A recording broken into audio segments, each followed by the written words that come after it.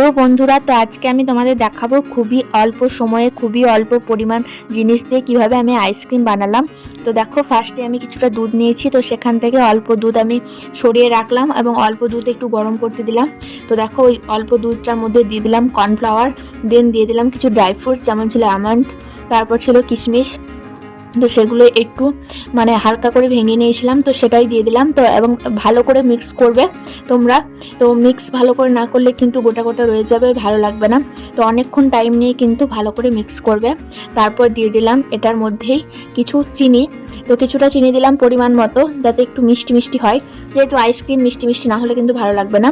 তারপর দিয়ে দিলাম এখানে এলাচ পাউডার, তো ওটা দিলে বেশ ভালো সেন্ট হবে সেই জন্য। তারপর দেখো, এদিকে দুধটা বসিয়েছিলাম, সেটাও গরম করে নিলাম ভালোভাবে।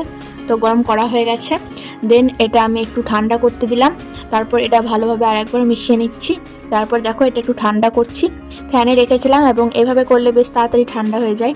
ঠান্ডা হয়ে গেছে। তারপর দেখো, এখানে আইসক্রিমের কোটো, দেন আইসক্রিমের যে কাঠিগুলো সব কিছু নিয়ে নিয়েছি। এবার এখানে মিক্স করব এটা। তো ওই দুধটার মধ্যে এটা দিয়ে দিলাম ভালো করে। তো এবার এটা এই দুটো মিলিয়ে ভালো করে মিক্স করে নেব, তাহলে সব দিকটাই বেশ ভালো হবে। তো তোমরা তোমাদের ঠিক পরিমাণ অনুযায়ী কিন্তু চিনি দিও। তারপর দেখো, এখানে আইসক্রিমের বক্সের মধ্যে আমি এগুলো ঢেলে দিচ্ছি ভালোভাবে। তো আমার কিছুটা বেড়ে গেছিলো, সেটা আমি বাটির মধ্যে রেখে দিয়েছিলাম এবং ওটাই আমি ফ্রিজের মধ্যেও জমিয়ে নিয়েছিলাম। বেশ ভালো লাগছিল খেতে, বাটি আইসক্রিমের মতো। আর এটাও খেতে অসম্ভব ভালো লাগছিল, দোকানের থেকেও খুব সুন্দর। তোমরা অবশ্যই বানিয়ে খেও, আর অবশ্যই কিন্তু কমেন্ট করে জানিও যে কেমন লাগলো খেতে। আমার তো অসম্ভব সুন্দর লেগেছে। বেশ সহজ উপায়ে, কোনো কিছু না দিয়েই এত ভালো আইসক্রিম হবে, কিচ্ছু বলার নেই। তো দেখো, এখানে আমি ঢাকনাগুলোও দিয়ে দিচ্ছি। একটু বেশি হয়ে গেছিলো বলে ঢাকনার ওপরে উঠে আসছে।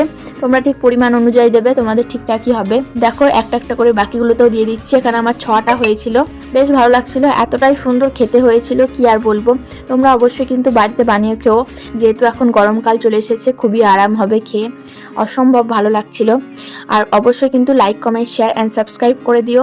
আর নতুন নতুন ভিডিও আসবে। দেন আমি একটা সাদ্য বাড়ির ব্লগ পোস্ট করেছি, সেটাও দেখে নিও। তো ফার্স্টে লং ভিডিওতে তোমরা দেখতে পাবে। তো দেখো, এখানে কমপ্লিট করে নিলাম। দেন আইসক্রিমের ডিপে রেখে দিলাম এবং -6 ডিগ্রিতে রাখবে।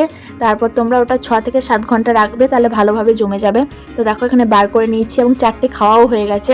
তো তারপরে আমি ভিডিও করতে ভুলে গেছিলাম, তারপর ভিডিও করছি। দেখো কতটা সুন্দর হয়েছে, একদম দোকানের মতো এবং টেস্টি, খুবই ইয়াম্মি হয়েছে।